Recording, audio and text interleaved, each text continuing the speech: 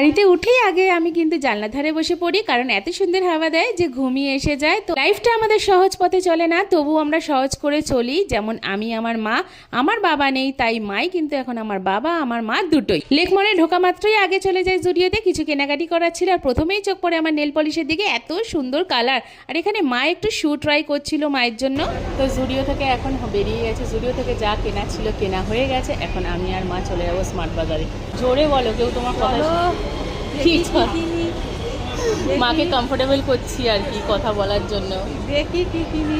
ঝাক্কাস লাগবে যে নতুন চশমা পড়েছে না, চশমা পেয়েছে। যাই হোক, মার ফাইনালি আজকে চশমা মানে নতুন চশমা পেয়ে গেছে।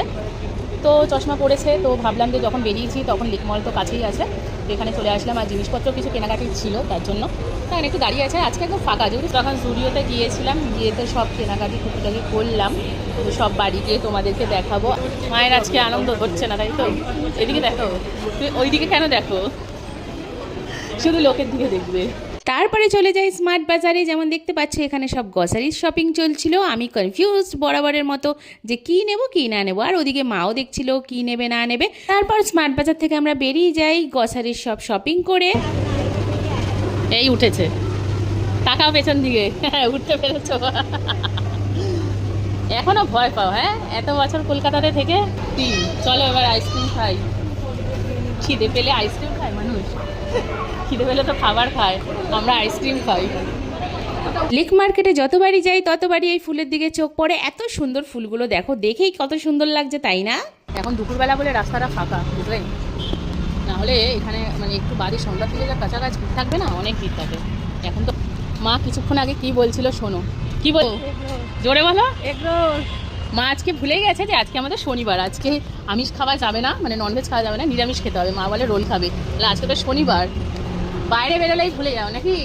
বাইরে ঠান্ডা লেগে রয়েছে, কাশি হচ্ছে আমার কিছুদিন আগেই, মানে সুস্থ হয়ে উঠলাম ডাক্তার ফাক্তার দেখে, কিন্তু তবু আইসক্রিম খাওয়া মাস্ট। ভেজ খাবারই কিছু খেতে হবে, কারণ খুব জোর খিদে পেয়েছে। সকালবেলায় বেরিয়েছিলাম, এখন তো দুপুর হয়ে গেছে, 2টো বাজে প্রায়, জানো তো। সেদিন তো আমাদের নিরামিষ ডে ছিল, তাই আমাদের নিরামিষ খেতে হলো। কিন্তু আমি নিরামিষের থেকে বেশি আমিষই পছন্দ করি, মানে ননভেজ। খিদে পেয়ে যাওয়াতে চলে গেলাম মিয়া মোড়ে, গিয়ে 2টো ভেজ আইটেম অর্ডার করলাম। এখানে একটা ছিল ভেজ প্যাটিস আর একটা ছিল পনিরের আইটেম। খুবই ভালো ছিল, পনিরটা বেশি ভালো লেগেছে, কিন্তু ভেজ প্যাটিসটা যেমন নর্মাল হয় তেমনই ছিল।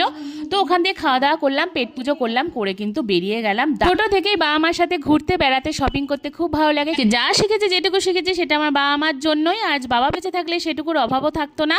তো তারপর ওখান দিয়ে খাওয়া দাওয়া করে বেরিয়ে গেলাম। বাস ছিল পুরো ফাঁকা, আইসক্রিম নিয়ে বাড়ির দিকে চলে এলাম। নেক্সট ভিডিওতে তোমার সাথে শেয়ার করব আমরা কি কি শপিং করলাম। চলো, বাই ফর নাও।